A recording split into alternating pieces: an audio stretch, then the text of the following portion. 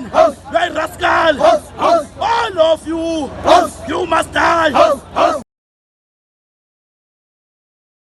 Hello, I'm Simon Roach, and I represent the world's largest non-state civil defense organization. It's called Suidlanders in South Africa.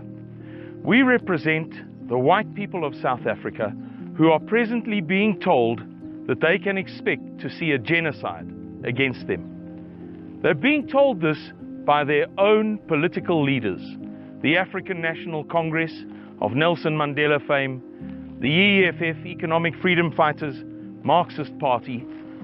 Many of you will be familiar with this anti-white narrative, this anti-white dialectic.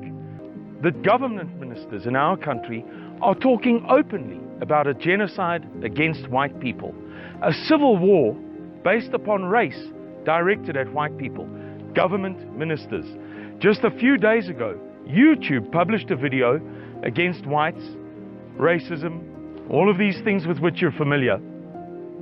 It concludes with the words, "It's time to teach whites a hard lesson now."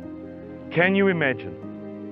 Around about the 6th of April 2015 in Cape Town, our current president, Jacob Zuma, stated that all of South Africa's problems can be traced back to the arrival of whites in 1652. As one black man put it to me, "You know, Simon, in our ears, that means if you weren't here, everything would be okay. There would be no poverty and there would be no crime." It's an instigation. Jacob Zuma is also known for singing a song which goes, "Kill the farmer, kill the boer," and another song which runs, "Bring me my machine gun," implying the same purpose. This is our president. This is how we live. He's not alone, though, in his public agitation against whites.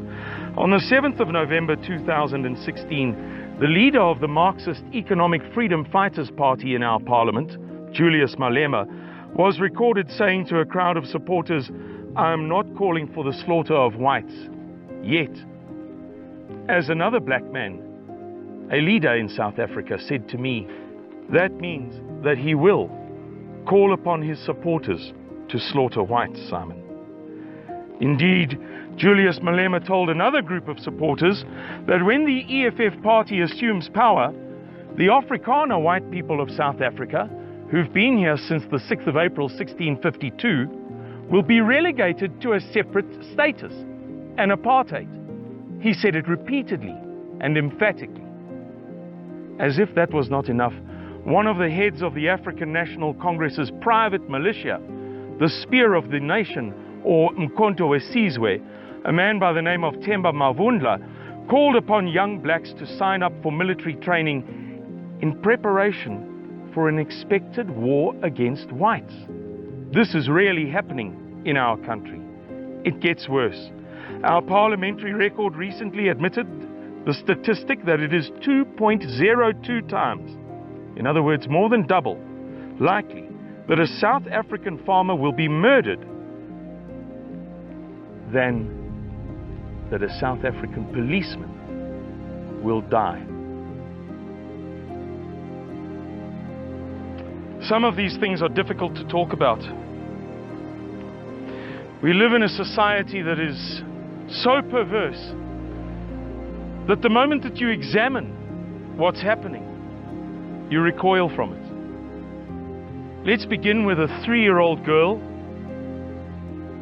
being raped by 4 men. And as the post-mortem autopsy revealed, she survived that rape. A 3-year-old girl, she survived.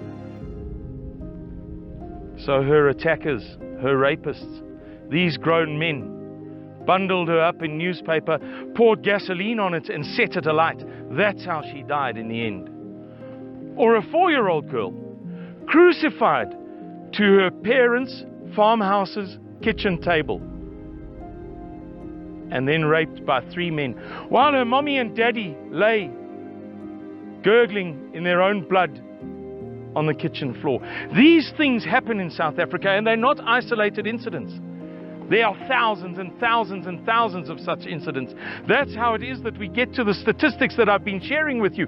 That's how it's possible that the likelihood of a white person in South Africa being murdered by a black person is 1,370% higher than the likelihood of any American being murdered.